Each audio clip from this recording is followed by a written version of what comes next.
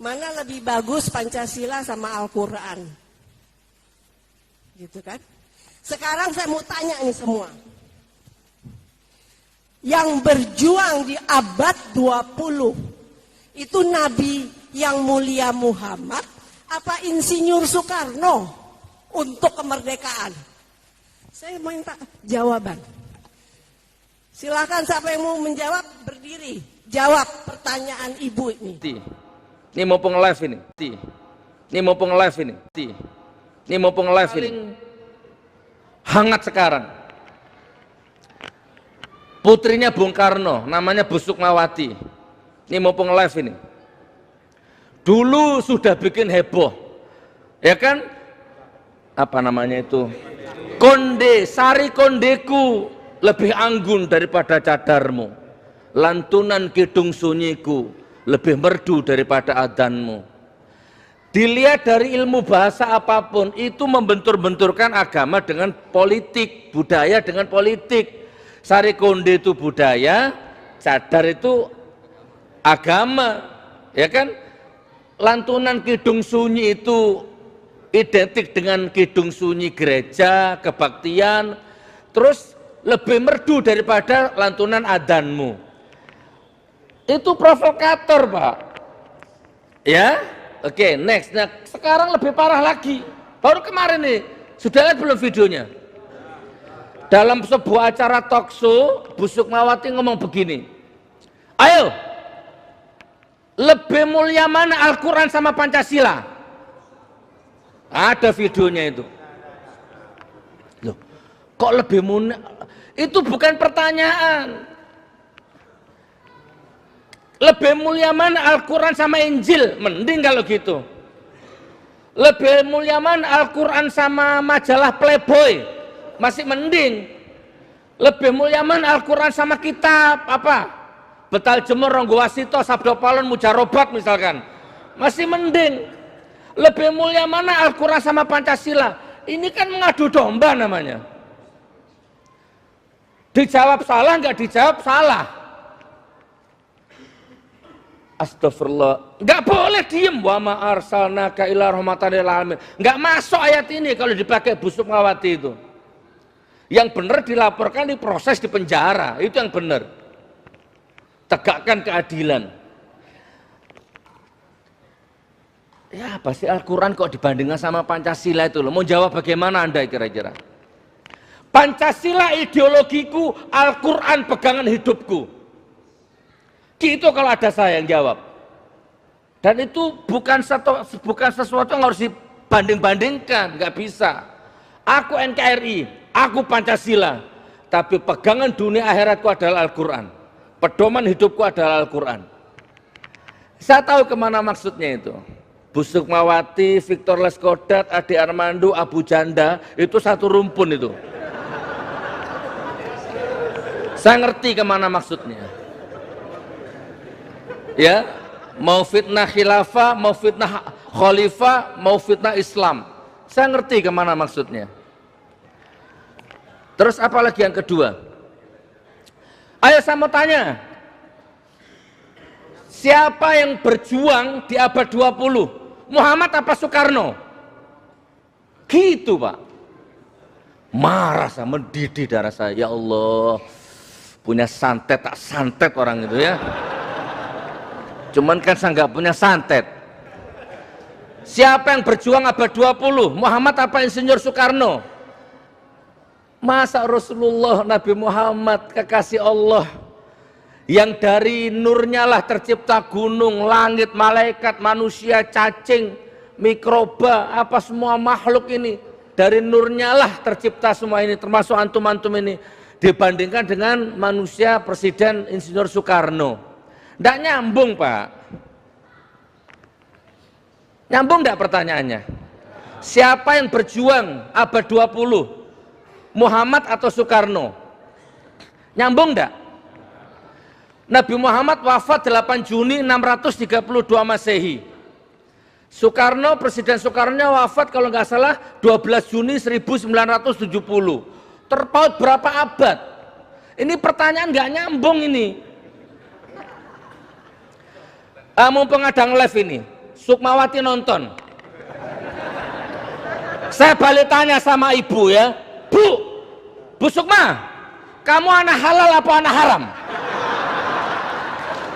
Ayo.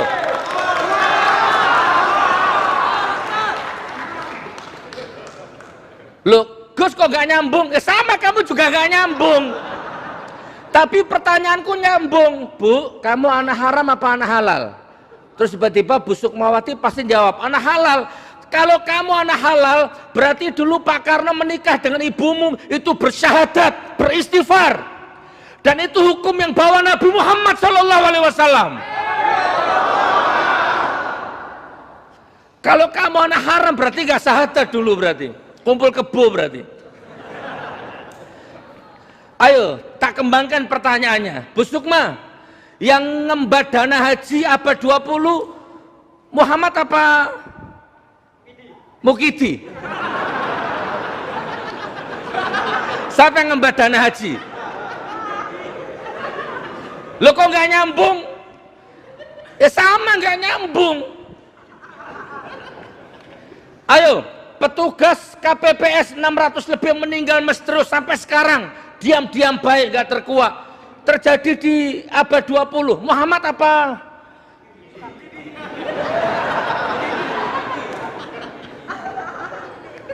Kalau dikembangkan pertanyaannya, Masya Allah.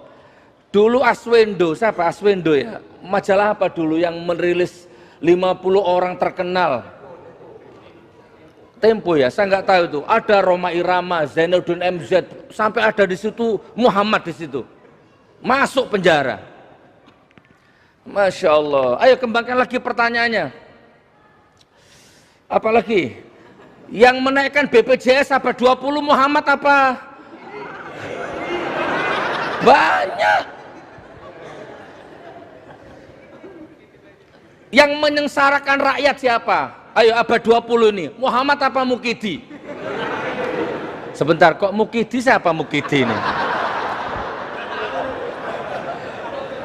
Relax. Tenang Pak Mustafa, tenang. Ini amar ma'ruf nahi munkar. Tidak boleh, marah saya. Tidak boleh begitu itu. Bu Sukma sudah tua, sudah uzur ya. Sebentar lagi meninggal. Kalau nggak ngerti syariat, belajarlah. Apa sih agamanya Bu Sukma itu? Apa? Saya nggak tahu. Kalau Islam yang jelas profil hidupnya nggak mungkin begitu kalau Islam. Ini bukan menghibah, ini bukan memfitnah. Ayo ngaji bab ghibah kapan-kapan. Oke, saya perjelas ini ya. Jadi orang-orang itu benci khilafah. Begini loh maksudnya, saya jelaskan dulu. Ini mumpung ada Pak Mustafa ya. Saya tanya sama Anda ini, jawab, kita nggak janjian. Jawab, keluarkan semua ilmunya. Saya tanya, khilafah itu apa? Khilafah itu apa? Sistem Islam. Apa? Sistem Islam. Yang lebih pas lagi apa? Pemerintahan Islam. Ya, yang lebih pas lagi, bukan itu, tuh makar namanya itu nanti. Ayo. Khilafah itu apa? Khilafah itu hukum Islam. Setuju enggak? Hukum Islam itu kita serukan, kita dakwahkan. Dipakai iya, enggak dipakai iya. Silahkan, kan begitu. Jadi khilafah itu adalah hukum Islam. Nah sekarang begini, dulu sebelum ada khilafah, sebelum ada hukum Islam, itu laki-laki sama perempuan kumpul kebo nggak masalah, zina nggak masalah, LGBT nggak masalah, makan riba nggak masalah, kan bunuh orang mungkin juga nggak masalah, hukum rimba berlaku, ya kan? Sebelum ada khilafah. Nah, Nabi Muhammad diutus dengan membawa hukum Islam. Jangan zina, jangan kumpul kebo, ayo kita halalkan. Dengan cara diikat dengan pernikahan. Pernikahan itu kan khilafah. Ayo kalau ada petugas KUA-nya ayo. Kan khilafah, nah ini. Terus disempurnakan, syarat sahnya menikah itu apa? Harus ada mahar, harus ada saksi, harus ada wali bagi yang gadis, wali hakim kalau darurat bagi yang satu janda. Harus ada mempelai berduanya, jangan nikah online. harus ada makhluknya ya. Terus harus ada penghulunya yang ijab kabul itu. Itu kan khilafah saudaraku. Di bawah hukum Islam, di bawah khilafah, maka diperjuangkan secara konstitusional, apa itu? Konstitusional, ya. Nanti kayak menyengseng sangsung sangrang. Diperjuangkan di DPR, maka menjadilah undang-undang pernikahan tahun 74 itu. Itu kan khilafah. Menurut hukum Islam tidak boleh makan riba. Kalau makan riba itu dosa yang paling kecil, setara dengan menzinai ibu kandungmu sendiri. Disampaikan kepada penguasa hukum Islam ini, riba ini, ternyata nggak dipakai sama penguasa. Ya kan nggak apa-apa, tugas kita hanya menyampaikan. Bukan berarti anti Pancasila, bukan. Ternyata nggak dipakai, malah semakin ribanya merajalela. Masya Allah, sekarang bayar bunganya saja sudah nggak mampu. Ya rakyat yang jadi menanggung bebannya, semua pada naik harga-harganya. Masya Allah, nasi bungkus saja dipajak sekarang. Nah, karena apa? Karena hukum syariatnya dilanggar saudaraku. Maka kita suarakan berdasarkan Al-Quran dan hadis. Dipakai iya, nggak dipakai iya, silahkan. Bukan terus kita anti Pancasila atau anti NKRI. Bapak Ibu sampai di sini paham? Khilafah itu hukum Islam, Al-Quran dan hadis. Ya, bukan terus akan mendirikan negara Islam. Ayo siapa? Tunjukkan ke saya. Mana? Tunjukkan siapa yang akan mendirikan negara Islam. Aku yang mutus kepalanya nanti. Tidak apa-apa aku di penjara. Ayo, siapa yang mau merubah negara ini menjadi negara Islam? Tunjukkan orangnya, tak putus kepalanya nanti. Nggak ada, itu hanya isu gorengan menutupi kasus-kasus besar. Menteri Agama baru dilantik bikin heboh jagat raya. Masya Allah. Menko siapa? Menteri Agama siapa lagi itu? Menko Info siapa lagi? Menpan, siapa lagi? Mendagri, siapa lagi itu? Semuanya satu bahasa, radikal. Yang ngurus BPJS itu siapa? Rakyat nangis itu loh diurus. Jangan orang Islam dituduh-tuduh seperti ini. Nah, ini kalau ngomong seperti ini bukan berarti makar atau anti Pancasila. Ini amar ma'ruf nahi munkar. Setuju ya? Masya Allah, barakallah. Apalagi saudaraku, ayo kita bahas Sukmawati dulu sampai selesai. Itu pelecehan. Dan Anda jangan diam, jangan wa ma arsalnaka illa rahmatan lil alamin. Enggak, ayat itu enggak cocok untuk Sukmawati. Ayat itu enggak cocok untuk Abu Janda. Ayat itu enggak cocok untuk Ade Armando. Ya, enggak cocok. Yang cocok untuk mereka itu undang-undang ITE itu terapkan kepada mereka, baru cocok. Ya, kalau ayat-ayat kedamaian, santun, rahmatan lil alamin tidak. Dan ingat saudaraku, Nabi Muhammad itu senyum, ngalah, itu selama dirinya yang dihina. Itu kalau dirinya yang dianiaya, jangankan dihina, di Taif kan ditendang sampai berdarah-darah. Di Taif itu. Sampai malaikat datang, ya Muhammad kamu kekasih Allah, kamu diginikan. Izinkan aku angkat gunung itu tak timpakan ke Taif. Maka Muhammad menolak, jangan. Aku diciptakan bukan untuk melaknat, aku diciptakan diutus untuk memberikan rahmat. Sudah jangan. Sebejat apapun orang Taif, sejahat apapun orang Taif, aku masih berharap kelak akan lahir ulama besar dari generasinya orang Taif itu. Kalau dirinya iya, tapi kalau agamanya yang dihina, marah Rasulullah saudaraku. Hati-hati ya. Rasulullah duduk sama sahabat di masjid. Tiba-tiba ada orang Yahudi Majusi kencing di tembok masjid. Berdiri sahabat mau marah, ditahan. Jangan, biar selesai dulu kencingnya. Kan begitu Rasulullah. Ini sering dijadikan bahan untuk melemahkan girohmu. Maka kemarin ada orang bawa anjing ke masjid, udah jangan. Mau niru-niru Rasulullah. Orang yang kencing di masjid pada zaman Rasulullah itu, dia nggak tahu kalau itu masjid. Dia nggak tahu itu fungsinya apa.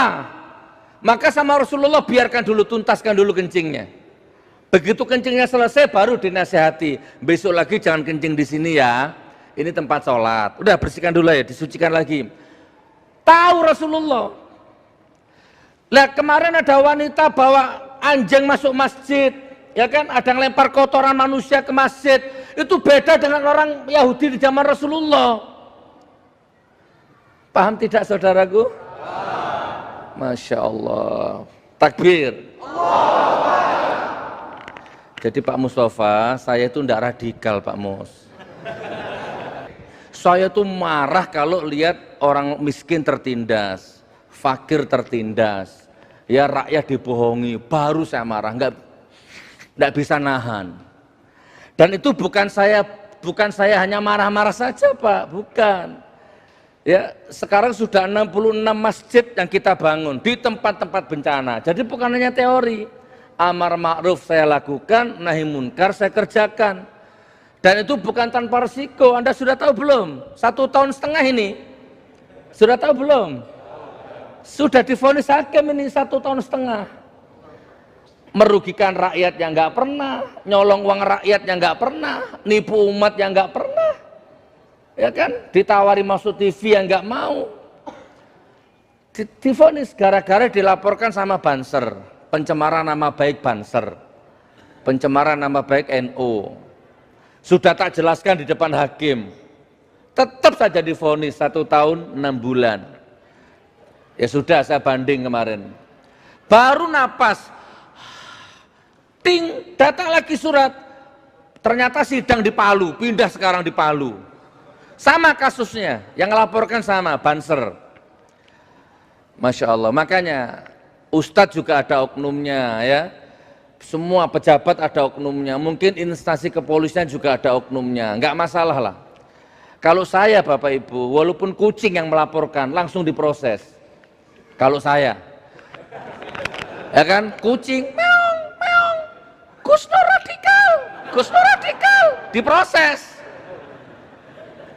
Tapi kalau saya laporkan balik, saya dituduh Ustadz palsu, Ustadz pemecah belah bangsa.